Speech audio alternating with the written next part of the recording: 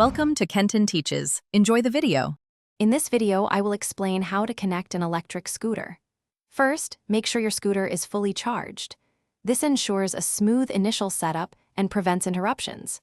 Next, download the official companion app from your scooter's manufacturer onto your smartphone. You can usually find this in your phone's app store.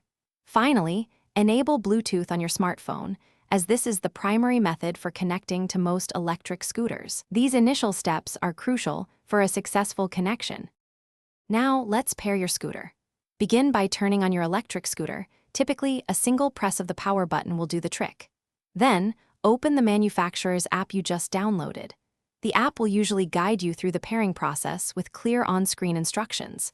Look for an option like Add Device or Connect Scooter.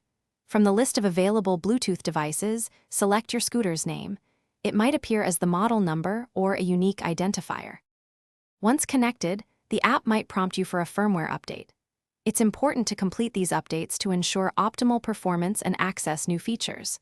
After that, you can personalize your riding experience. Many apps allow you to set preferred riding modes, such as Eco or Sport, and even adjust speed limits.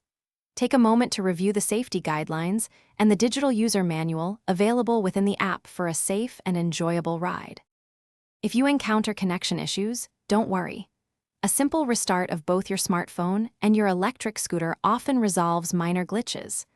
Also, ensure your scooter's app is always updated to its latest version, as updates often include bug fixes and improved connectivity. For ongoing maintenance, regularly check your tire pressure. Typically, between 30 and 50 psi is recommended. Also, test your brakes before each ride to ensure they are fully functional. Enjoy your ride.